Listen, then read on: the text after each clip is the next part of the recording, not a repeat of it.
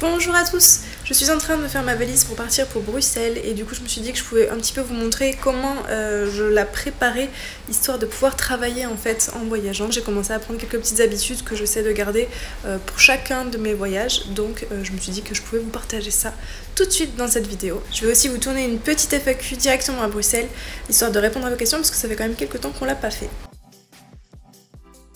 Un Trello en fait, juste une tâche Trello où à l'intérieur j'ai mis plusieurs choses à prendre que je prends d'habitude quand je pars en voyage, et du coup quand j'ai un nouveau voyage je décoche tout et je recoche en fonction et je fais ma valise comme ça. Un autre truc tout bête aussi, c'est que je pense à faire pas mal de choses juste avant de partir, notamment quand je pars à l'étranger prévenir ma banque. Je pense à mettre les papiers importants hors ligne, comme ça moi j'y ai accès même si je perds mon porte-monnaie ou quoi que ce soit.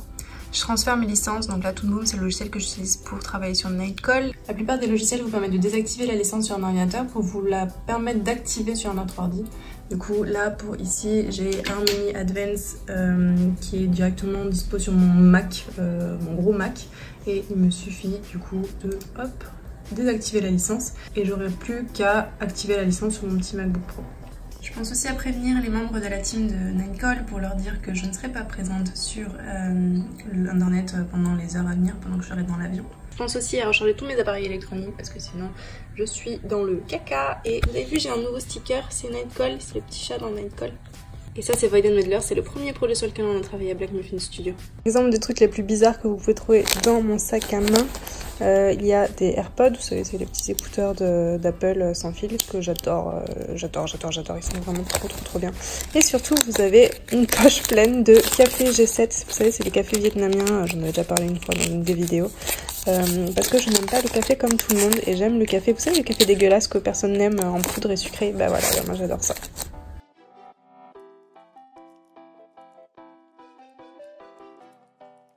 Voilà à quoi ressemble un petit déjeuner dans un Airbnb avec John Hill. Je vous mets le lien dans la description, c'est un skater pro en fait. C'est le petit ami de Sarah Dietschy que j'aime beaucoup. L'idée c'est qu'on se fasse un petit FAQ, donc je vais regarder un petit peu les questions que vous m'avez posées récemment et je vais essayer d'y répondre. J'ai une question de Laurence qui me demande en fait comment faire pour utiliser des références sans copier pour autant une photo précise. Alors Laurence, la réponse est un peu dans la question. À la fin, tu me dis comment faire surtout pour les animaux qu'on ne connaît pas très bien. En fait, c'est simplement le fait que justement tu ne les connais pas très bien qui fait que tu as du mal à les dessiner en fait. Quand on dessine quelque chose d'après d'après photographie, ça veut pas pour autant dire qu'il va falloir recopier complètement la photo. L'idée c'est surtout de la comprendre pour pouvoir se l'approprier et ensuite la ressortir. Si par exemple je te demande de dessiner un lion, c'est plus facile à faire parce que tu as déjà sûrement vu des lions.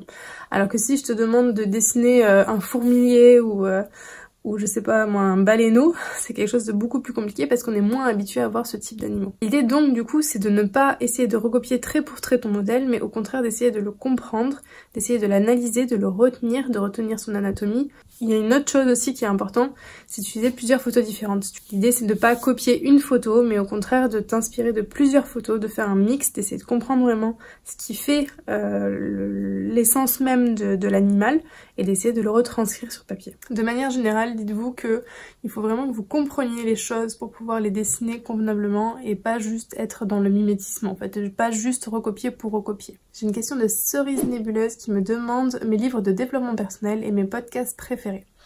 Alors mes livres de développement personnel, pour l'instant j'en ai pas des masses parce que c'est beaucoup des livres qui sont liés en fait à la gestion d'une entreprise et ce genre de choses, donc c'est pas super intéressant sur cette chaîne. J'en parlerai peut-être dans une vidéo si vraiment c'est quelque chose qui vous intéresse. Mais en termes de podcasts par contre j'en ai pas mal. J'ai notamment les 2 podcasts de Stan Leloup que j'aime beaucoup. Il y en a une sur le digital nomadisme, je suis pas sûre que ça se dise, mais sur le fait d'être digital nomade. Être digital nomade en fait c'est de travailler sans avoir particulièrement d'attache géographique, donc c'est un petit peu ce que je fais ici en fait. Là j'ai tout ce qu'il faut pour travailler, bon là j'ai mon ordi et j'ai juste ma tablette qui doit être voilà, juste par là. Et en fait, je peux très bien travailler ici ou ailleurs, qu'importe, tant que j'ai une connexion internet et que j'ai ma petite tablette graphique avec mon petit stylet. Je suis définitivement pas faite pour faire un Inktober. À chaque fois je commence par un croquis et puis après je me dis ah mais ce serait joli avec la couleur, et puis voilà, j'ai passé 1h30 là-dessus et c'est pas un Inktober. J'aime beaucoup aussi le podcast Nouvelle École qui est assez connue maintenant, qui est en fait un podcast. Alors je sais plus la personne qui tient le podcast, désolée si jamais vous le savez, n'hésitez pas à me le dire dans les commentaires. Mais du coup c'est une personne qui interviewe pas mal de personnes différentes, ça peut être des créatifs, ça peut être des entrepreneurs, ça peut être vraiment de tout et n'importe quoi.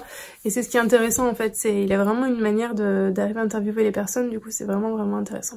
Et puis pour le reste c'est souvent des podcasts en anglais, donc c'est pareil, je vous en ferai une vidéo au pire si c'est vraiment un sujet qui vous intéresse. Pour les contenus qui m'inspirent globalement, en fait, souvent c'est surtout sur Twitter. C'est assez étonnant parce que je sais que la communauté française n'utilise pas trop Twitter. Et c'est bien dommage parce qu'en fait il y a beaucoup d'artistes qui postent sur Twitter et ils postent notamment, bon, leurs dessins ok, leur work in progress aussi, mais qui postent aussi beaucoup de petites astuces et de petits tips comme ça qu'ils aiment bien partager. Et du coup je trouve ça vraiment intéressant de pouvoir être en contact direct avec une personne dont on admire le travail. J'ai une autre question de Fab qui me demande quelle organisation j'ai en fait concernant les images d'inspiration et toutes ces choses là en fait. L'organisation personnelle sur un ordinateur en fait. Alors pour ma part, je suis passée aussi sur cette phase où j'avais un peu cette espèce de collectionnite aiguë où j'avais tendance à mettre de côté plein d'images différentes en me disant au cas où ça peut me servir. J'ai des gigas et des gigas d'images, de choses qui m'inspirent. Et puis petit à petit en fait je me suis rendu compte qu'il y en avait tellement que j'avais tendance à ne pas les regarder de toute façon. Donc j'ai arrêté de le faire en fait. Puis après est arrivé Pinterest. Avec Pinterest c'est vrai qu'on a la possibilité de faire des tableaux, de les ranger comme on veut, c'est plutôt pas mal. D'ailleurs j'en profite pour vous le dire mais il y a un compte Pinterest pour le carnet digital. Je vous mets pareil le lien, je pense dans la description parce que je pense pas que je puisse la mettre là-haut. Dans le même style en fait Pinterest, je trouve ça très pratique pour accumuler de la référence, mais si vous l'utilisez pas, si vous la pratiquez pas, il n'y a plus aucun intérêt. Essayez plutôt de moins consommer justement. Le problème d'internet, c'est que il y a tellement de choix, il y a tellement de choses qu'on finit vite par se retrouver submergé par la quantité d'informations qu'il y a sur internet. Ce qui va fonctionner petit à petit, c'est les personnes justement qui arrivent à synthétiser ces informations et le redistribuer de manière comprise, synthétisée pour justement le plus grand nombre. C'est pas parce que vous mettez de côté 500 images par jour sur votre tableau Pinterest que finalement vous pratiquez votre dessin. Il vaut mieux peut-être en avoir 5, mais 5 bonnes références vraiment, les pratiquer et les comprendre et que ça soit là et pas dans l'ordinateur, mais que ça soit plus dans votre tête et si c'est dans votre tête et que vous le pratiquez assez régulièrement, logiquement ça risque de rester. Allez, moi je vous dis à la prochaine fois sur le carnet digital pour une vidéo, un article ou un podcast. Allez.